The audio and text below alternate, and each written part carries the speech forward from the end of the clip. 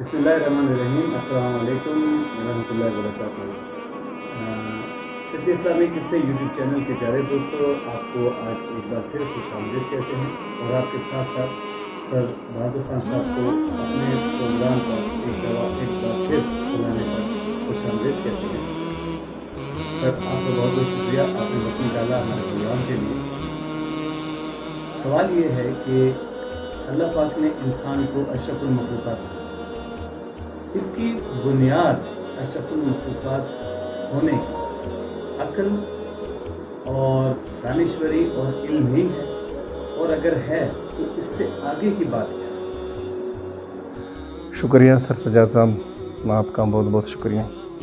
اصل میں آپ کا جو کویسچن ہے وہ عقل کے مطابق ہے، اور دنیا ریسرچ کر رہی ہے اس چیز پر، اور ریسرچ کے دوران کافی نئی باتیں بھی سامنے آئی ہیں، اور بایولوجسٹ اس پر جو کچھ اور بات کر رہے ہیں، نیورولوجسٹ اس پر کچھ اور بات کر رہے ہیں، بعض اس کی اسٹرکچر پر بات کر رہے ہیں، اور بعض اس کی بایو کیمسٹری پر جو ہے بات کر رہے ہیں۔ اسلام اس سے ہٹ کرے۔ اسلام ایک پورا آپ کو بتا دیتا ہے کہ کون سے فریم ورک میں ہے عقل، اور عقل ہے کیا۔ مائنڈ سائنسز کے مطابق بعض لوگ کہتے ہیں کہ یہ برین میں ہے، بعض لوگ کہتے ہیں کہ یہ لیفٹ ہیمسفیئر میں، کوئی بعض کہتے ہیں کہ رائٹ ہیمسفیئر میں، لیکن اللہ پاک اس کے بارے میں فرماتا ہے کہ لہم قلوب لا یفقہون بہا، ان کے پاس دل تو ہے پر یہ ان سے سوچتے نہیں۔ اب کتاب یہ کہہ رہا ہے کہ عقل ایک نور ہے جو دل میں ہوتا ہے، تو اگر وہ نور زیادہ ہو تو انسان بہت زیادہ عقل والا ہوا، اور اگر وہ نور بہت کم ہو تو انسان بیوقوف ہو جاتا ہے۔ تو اب عقل کی دو قسمیں بیان ہو گئی۔ ایک وہ ہے کہ جو بائی ڈیفالٹ انسان کو دے دی گئی، جو فطرتاً انسان کو عقل دی گئی، یہ بہت بڑا عقل مند ہے۔ ایک وہ ہے جو ایکسپیرینس سے جو عقل مند ہوا، یہاں ٹریپ، یہاں نقصان، وہاں تو بیڈ ایکسپیرینس کرتے کرتے وہ اچیو کر گیا۔ تو کتاب کا یہ کہنا ہے، علماء کہتے ہیں کہ جن کے اندر یہ دونوں عقلیں ہو گئیں، موجود ہوں، وہ سپیریئر ہیں، وہ لائف کو اچیو کر سکتا ہے، کیونکہ ان کے پاس وہ بھی ہیں جو گاڈ گفٹڈ ہے، ان کے پاس وہ بھی ہیں جو ایکسپیرینس کے بعد ان کے پاس آیا ہے۔ آپ عقل کی اہمیت کا اندازہ اس بات سے لگائیں کہ حضرت آدم علیہ السلام کو جب دنیا میں بھیجا گیا تو جبرائیل علیہ السلام آئے، اور وہ 3 چیزیں لے کر آئیں آدم علیہ السلام کے پاس، کہ اللہ پاک فرماتا ہے یہ آپ کے لیے گفٹ ہے۔ تو آدم علیہ السلام نے دیکھا ایک عقل ہے، ایک حسن اخلاق ہے، اور ایک دین ہے۔ تو جبرائیل کہنے لگا اللہ کا حکم ہے ان تینوں میں سے ایک ہی سلیکٹ کرنا ہے، ایک ہی اٹھانا ہے۔ تو آدم علیہ السلام نے دیکھا اور جبرائیل سے کہا کہ ان میں سے ایک چیز کو میں نے جنت میں دیکھا اور بہت بھلا پایا، بہت خیر تھی اس میں، تو عقل کو اٹھایا اور سینے سے لگا دیا، اور باقی دونوں سے کہا آپ جاؤ۔ تو وہ کہنے لگی وہ 2 چیزیں ہم تو نہیں جائیں گے۔ تو آدم علیہ السلام نے کہا آپ نبی کی بات نہیں مانتے ہو؟ اس نے کہا نبی کی بات تو مانتے ہیں، پر حکم دینے والے نے حکم دیا، اللہ پاک نے، کہ جہاں عقل ہوگی وہاں تم دونوں بھی ہوں گے۔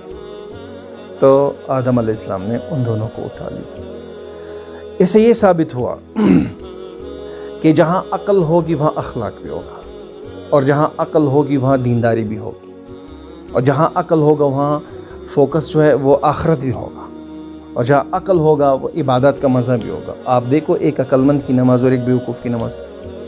عقل مند جو ہے نماز میں چوری نہیں کرتا، بیوقوف جان چھوڑاتا ہے، رکوع میں بھی چوری، سجدے میں بھی چوری۔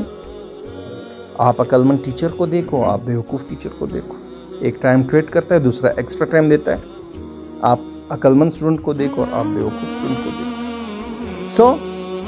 اس کا مطلب یہ ہوا کہ عقل اللہ پاک کی بہت بڑی نعمت ہے، اور اس کو جب اللہ پاک نے پیدا کیا تو اس سے فرمایا کہ بہت بھلی چیز ہو، اور ایمان کے بعد سب سے بہترین نعمت وہ اللہ پاک کی کیا ہے؟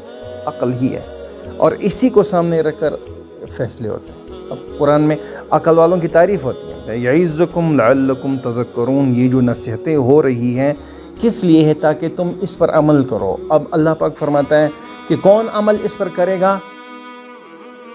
اس پر عمل کون کرے گا؟ اولو الالباب، عقل والے ہی اس پر عمل کریں گے۔ جنت میں کون جائیں گے؟ عقل والے۔ پھر دوسری جگہ یہ نصیحت ہے، نصیحت پکڑنے والے کون ہیں؟ عقل والے۔ ایون کہ رسول اللہ صلی اللہ علیہ وسلم نے فرمایا کہ عقل مند ہے وہ شخص کہ جس نے موت سے پہلے اپنے آخرت کی تیاری کر دی۔ اب عقل مند کس کو کہا جا رہا ہے؟ کہ جو دنیا کو گزرگاہ سمجھے، یعلمون ظاہرا من الحیات الدنیا، اس دنیا کی 4 دن کی زندگی کی خاطر، وہم عن الآخرۃ ہم غافلون، تو آخرت کی زندگی کو نہ بھول جائے۔ تو فلا تحسبن اللہ غافل عما یعمل الظالمون، وہ آخرت کی زندگی سے محروم ہو کر دنیا میں کیوں سٹک ہو جاتے ہیں؟ کہ عقل نہیں ہے۔